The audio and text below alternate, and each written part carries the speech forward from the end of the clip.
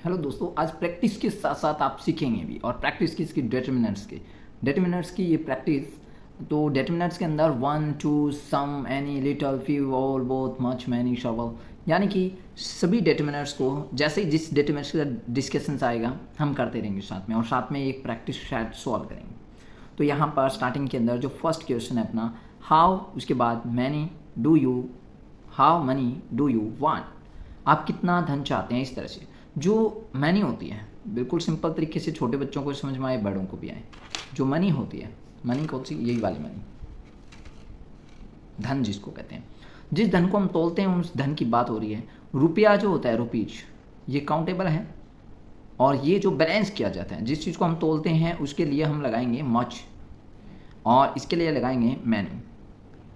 ठीक है, तो हम यहाँ पर लगाएंगे हाउ मच, क्या लगाएंगे? How much many do you want, तुम कितना धन चाहते हो। तो पहला बिल्कुल आसानी से हो गया, क्योंकि धन के लिए हम क्या लगाएंगे? मच लगाएंगे, और पैसे होते तो मैनी लगाते। Okay, and how you read, यहाँ पर है इंटरोगेशन मार्क, आपको दिखाई दे रहा होगा। तो अगर इंटरोगेशन मार्क है तो मैं आपके लिए दो डिटर्मिनर्स के बारे में बात करूँगा, सम और एनी। बस इस ट्रिक को याद रखना आप। सम का मतलब होता है सम और एनी। सम आप तब यूज लगाएंगे, सम और एनी का मतलब कुछ ही होता है, लेकिन सम का यूज आप कैसे करेंगे? आप सेंटेंस के अंदर देखिए, ये इंटरोगेटिव सेंटेंस, आप इसको क्या बोलेंगे? इंटरोगेटिव। अगर कोई सेंटेंस इंटरोगेटिव भी हो, क्या हो? इंटरोगेटिव भी हो, इंटरोगेटिव, और नेगेटिव भी हो, क्या हो? नेगेटिव भी हो। ये दोनों हो तो आपको क्या लगाना है? सम लगाना है। क्या लगाना है? सम लगाना है। उसके बाद आता है एनी। एनी कब लगाएंगे? जब आपका सेंटेंस जो है ओनली या तो इंटरोगेटिव हो, ठीक है, या तो क्या होगा? इंटरोगेटिव हो, या फिर नेगेटिव हो, ठीक है, या इन दोनों में एक होना चाहिए, तो एनी लगाएंगे। और दोनों साथ में है, प्लस का निशान कर देता हूँ मैं यहाँ पर, दोनों साथ में है तो आपको क्या लगाना है? सम लगाना है। और दोनों ही नहीं है तो भी आपको सम लगाना है। तो एनी कब आएगा? जब इंटरोगेटिव ओनली या नेगेटिव हो, दोनों में से एक होना चाहिए। अगर सेंटेंस नेगेटिव हो जाए तो एनी लगाना है, सेंटेंस इंटरोगेटिव जो है तो आपको एनी लगाना है, दोनों हो जाए तो आपको सम लगाना है, और दोनों में से कोई एक हो तो एनी लगाना है, और दोनों ही ना हो तो आपको सिंपल वाक्य में सम लगाना है। हाँ, जिस वाक्य में ऑफर किया हो आपको, जैसे चाय कॉफ़ी ऑफर कहते हैं, would you like to do some coffee, तो वुड यू लाइक टू, यहाँ पर हम क्या है? सामने वाले को ऑफर कर रहे हैं, तो इंटरोगेटिव वे में करनी है, लेकिन फिर भी क्या आता है? सम आता है। लेकिन ऑफर में आपको इस चीज़ को ध्यान में रखना है। ये बात समझ में नहीं आई तो बैक करके आप वीडियो को फिर से देख लीजिए, ठीक है, आपको कुछ समझ में आ जाएगा। ओके, नेक्स्ट, यहाँ have you read any story, तो यहाँ पर क्या आ जाएगा? आपका सिर्फ क्या है? आपका इसके अंदर है, आपका इसके अंदर देखिए, आपका इंटरोगेटिव एक ही है, इंटरोगेटिव है तो आपका क्या आ जाएगा? Have you.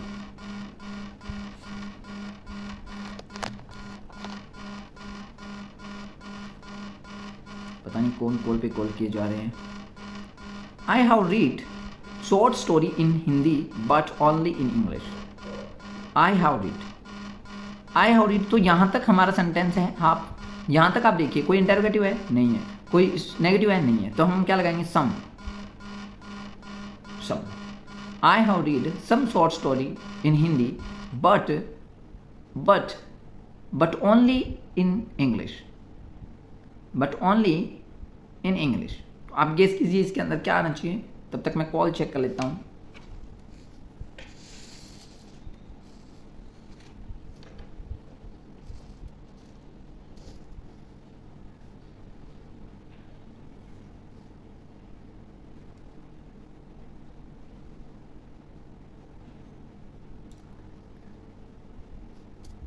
ओके, चलो सेंटेंस देखते कौन से नंबर में थे हम? थर्ड में या I have read some short story in Hindi, तो हमने कुछ शॉर्ट स्टोरी देखी, किसमें? हिंदी में देखी।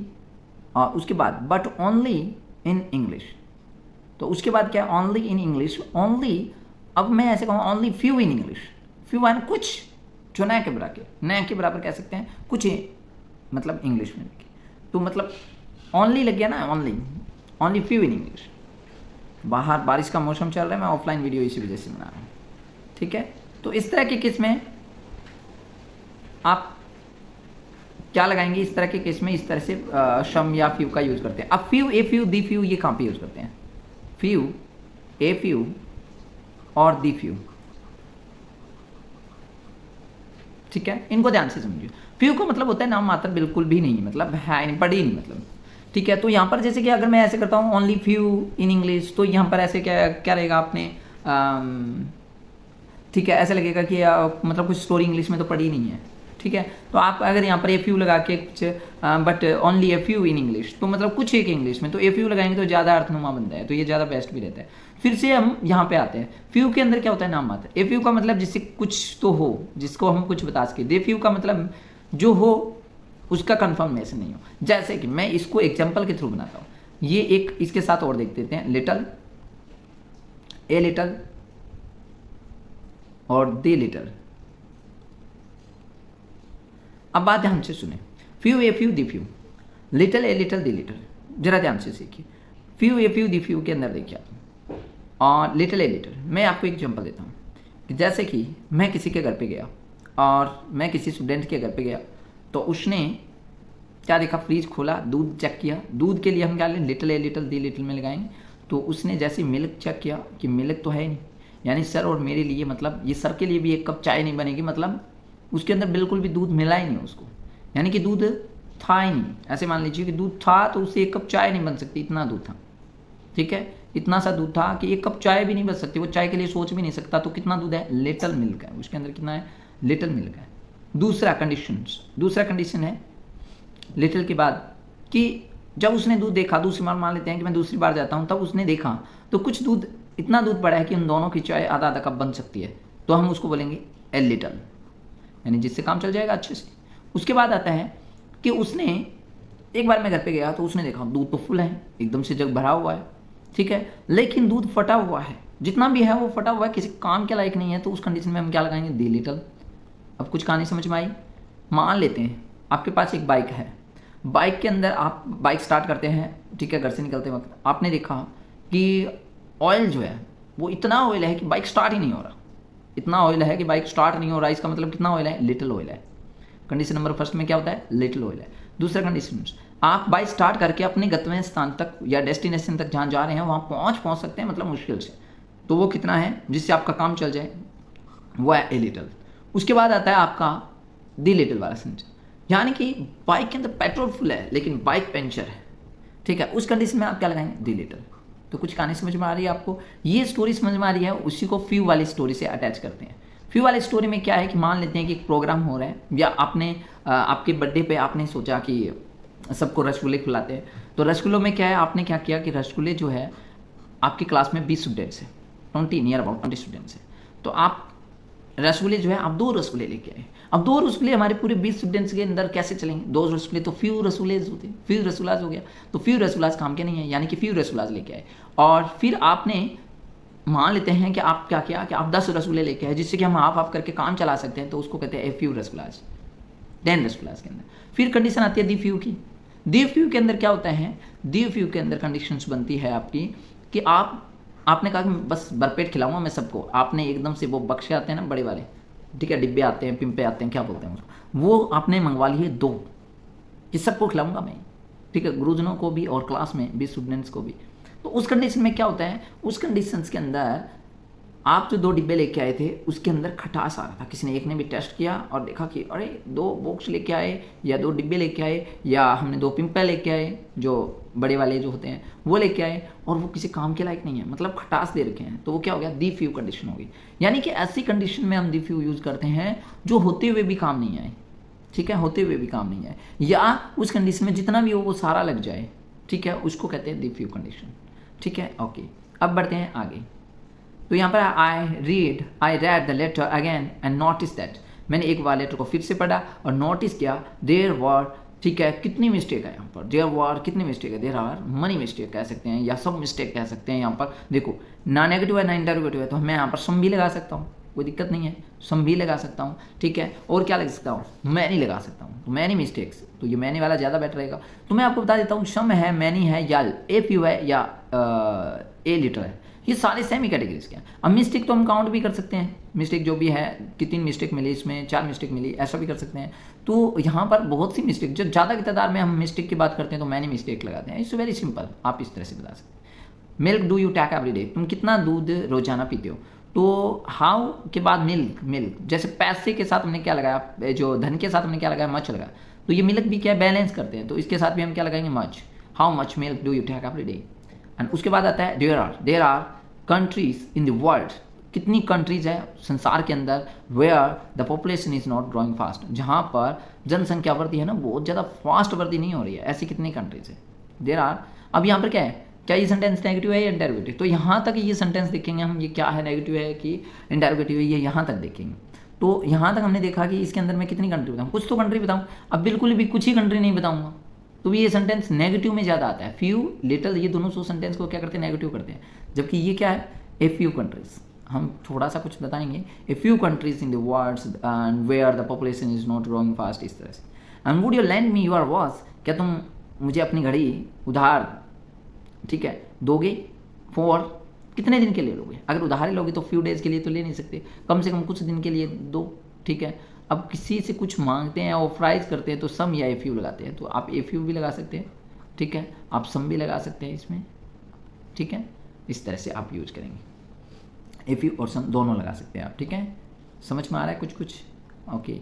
उसके बाद नेक्स्ट, डू यू हैव, अब सेंटेंस इंटरोगेटिव में चल गया, इंटरोगेटिव में, do you have complaint against the clerk, do you have के बाद एक इंटरोगेटिव सेंटेंस है, साथ में नेगेटिव नहीं है, सिर्फ इंटरोगेटिव होगा तो सम एनी में मैंने बताया था, सिर्फ इंटरोगेटिव है तो क्या लगा सकते हैं, एनी लगा सकते हैं, do you have any complaint.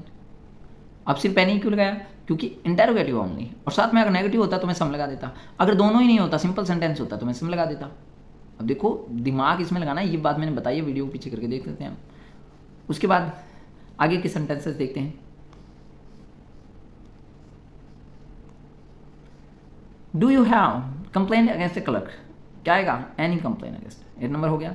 There are eggs in basket and but there isn't butter, there are, अब यहाँ पर यहाँ तक सेंटेंस देखिए आप, ये क्या सेंटेंस है, आपको क्या लगता है, यहाँ तक सेंटेंस मैंने देखा, इसमें क्या लगता है, ये सिंपल सेंटेंस है, इसमें कहीं पे कोई नेगेटिविटी नहीं है, ना इंटरोगेटिव है, तो इसमें क्या आ जाएगा, सम, अगर दोनों होते तो भी सम, और एक है तो भी सम। उसके बाद आता है but there isn't any butter, पर इसमें क्या है, पर वहाँ पर क्या है, और कोई बटर वगैरह नहीं है, मतलब कोई बटर वगैरह नहीं है, तो यहाँ पर नेगेटिव हो गया, इस वजह से मैंने नहीं लगा दिया, ओके। दूसरा, and care could have prevented the accidents, so very simple, ठीक है, केयर के लिए आप क्या लगाएंगे, 10 नंबर में बताइए क्या लगाएंगे। केयर जो है वो लिटिल में आएगी, फ्यू में आएगी, एक बार देख लीजिए, फ्यू या लिटिल। अब केयर जो है उसको हम काउंट तो कर नहीं सकते हैं, तो क्या लगाएंगे, लिटिल में लगाएंगे। अब कितनी केयर जो है could have prevented the accident, रोकी जा सकती थी। अब केयर करने से, देखभाल करने से कितने एक्सीडेंट्स रोके जा सकते थे, ऐसा किया जा सकता था। ये वाला जो फ्रेज होता है कुड हैव प्लस वर्ब की थर्ड फॉर्म, इसका मीनिंग जो है मैं आपके साथ डिस्कशन स्पोकन के अंदर इसी तरह के फ्रेजेस करवाता हूँ, जिससे कि आपको बात समझ में आ जाए। अगर आपको हिंदी में बात समझ में आ जाए, इसका हिंदी मीनिंग क्या है, तो आप काफ़ी कुछ कर सकते हैं इसके अंदर, अपना गेस लगा सकते हैं इसके अंदर, जरा बताइए। तो इसके अंदर क्या आ गया, ए लिटिल केयर करे तो कुछ तो होना चाहिए, ए लिटिल केयर की जरूरत तो पड़ेगी, नहीं तो एक्सीडेंट हो जाएगा। एक्सीडेंट रोकने के लिए हमें ए लिटिल केयर की जरूरत पड़ेगी, जिससे काम चल जाए, ठीक है। A little care could have prevented the accident, ठीक है, एक अच्छी देखभाल, मतलब इतनी देखभाल की जाए जिससे कि एक्सीडेंट रोका जा सकता था। End of boys has broken this window pan, ठीक है, बॉयज में से कोई किसी का भी नाम ले सकते हैं, तो वन ऑफ द बॉयज में से कोई एक हैज़ तोड़ देता है, क्या देता है, विंडो पैन को, ठीक है, तोड़ दिया है, किसी एक बॉयज में से किसी एक ने इसको तोड़ दिया, तो वन ऑफ द बॉयज, इसमें वन के अकॉर्डिंग आपका क्या है, यहाँ पर सिंगुलर आया है, ठीक है, ये भी बहुत इंपॉर्टेंट बात है, ये दोनों के। एंड यहाँ पर मैंने वन ही क्यों लगाया, सर वन ही क्यों लगाया, वन ऑफ द बॉयज, जब हमें कोई इंडिकेशन नहीं मिला है तो हम किसी एक इंडिकेशन की तरफ जाएंगे, किसी का भी बात करते हैं तो वन का यूज करते हैं। आई हैव ऑलरेडी स्पेंट, ठीक है, मैंने बिता दिया है, खर्च कर दिया है, ठीक है, मैंने पहले से ही खर्च कर दिया, कितने रुपए जो तुमने दिए, जितने तुमने दिए उतने सारे खर्च हो गए, जो जितने दिए सारे खर्च हो गए, तो मैं इसमें क्या लगाऊंगा, दी तो पहले ही लगा रखा है, फ्यू लगा रहे हैं। अब फ्यू क्यों लगाया, क्योंकि पैसे काउंट कर सकते हैं, द फ्यू लग गया यहाँ पर। मैं कहता हूँ कि यहाँ तक आपको स्पेस छोड़ के देना चाहिए था, the few rupees you give me, ठीक है, द फ्यू। उसके बाद आता है आपका number 13, husband and wife are members of this club. अब हस्बैंड और वाइफ एंड से जुड़ा हुआ है, तो बोथ एंड का एक सिस्टम होता है, बोथ के बाद एंड आता है, तो एंड आ रखा है तो बोथ आ जाएगा, both husband and wife are the member of this club, इस क्लब के मेंबर है हस्बैंड वाइफ दोनों। The customer instead the shopkeepers must provide them full measure देने के लिए, ठीक है, फुल नाम देने के लिए कस्टमर ने इसे जोड़ दिया, किस पे, शॉपकीपर पे जोड़ दिया कि वो इन्हें प्रोवाइड करवाए। तो ऑल द कस्टमर इंसिस्टेड, सभी कस्टमर ने।